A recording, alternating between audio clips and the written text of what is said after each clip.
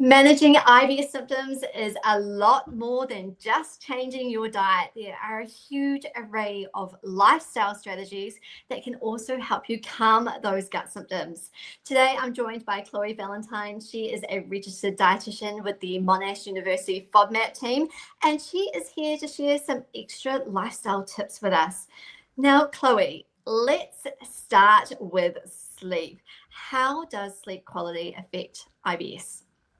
Yeah, so studies have actually shown that there's a relationship between self-reported sleep disturbances and gut symptoms. So that means that people stated that when their sleep was worse, their gut symptoms were worse. So this suggests that improving sleep might actually help improve our gut symptoms. So doing things like reducing your caffeine and your screen time about an hour before bed can really help you with that falling asleep.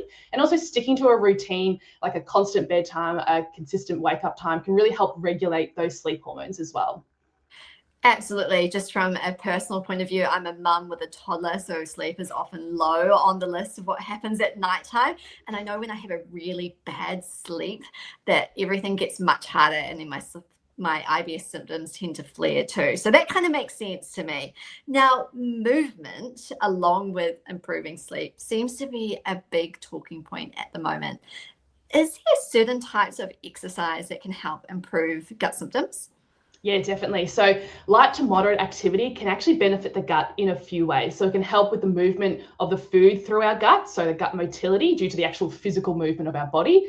But it also can release happy hormones, which makes us feel better. And because stress is highly linked to gut symptoms, having a reduction in the stress from these happy hormones can improve those gut symptoms. So this light to moderate activity can include things like walking, light jogging, cycling, or even things that we call incidental exercise. So these are things like gardening, cleaning, playing with the kids that still get you moving without having to put aside time for that exercise moment. And another one I love is yoga and stretching. So these are really great ways to actually physically stretch out and move the gut.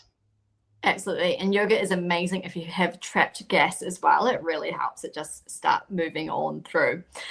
Another big buzzword in the gut industry at the moment is brain gut connection. Do strategies like gut-based hypnotherapy also help improve symptoms? Yeah, definitely. So there's a direct signal connection between our gut and our brain that sends messages in both directions. And this is both good and bad messages. So if you're experiencing bad gut symptoms, it can cause stress and anxiety. If you're stressed and anxious, it can cause gut symptoms. So this has become a real target of some therapies, like you mentioned, like gut-directed hypnotherapy. So it's a form of hypnotherapy that's when it's either delivered by a gut-directed hypnotherapist or even in an app like Nerva.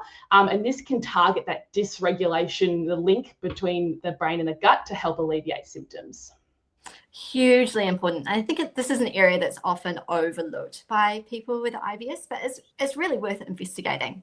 Definitely. I know that some of our listeners right now are going to be saying, okay, well, I'm interested in natural aids.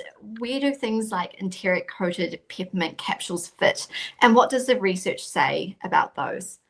Yeah, sure. So peppermint oil and other herbal options like iberogast are said to be natural antispasmodics. So what that means is it works on the muscles of the gut to help relieve things like the cramping and the pain. So some studies suggest that it is safe and well tolerated for short-term treatments for some IBS symptoms. Okay, so those are worth looking into too. Now, what about eating routines? Is it true that having consistent meals spaced throughout your day can improve symptoms? Definitely, definitely. So routine can be a gut's best friend. So a study that came out not too long ago found that participants with IBS who had regular meals had over 50% lower risk of severe IBS symptoms compared to those who had an irregular meal pattern. So regular routine meals help with not overloading our gut, which can put stress on digestion and cause more bloating and irregular bowel habits. So that routine sort of meals during the day can definitely reduce that symptom issue. And it's such a simple strategy to implement as well. So stop skipping breakfast, plan out your meals, and you might find things start improving too. Chloe, thank you so much for your time today. We really appreciate you sharing some lifestyle strategies that can help. If you're looking for more IBS support or more information on the low FODMAP diet, then please make sure you check out the Monash University FODMAP diet app or a littlebit yummy.com.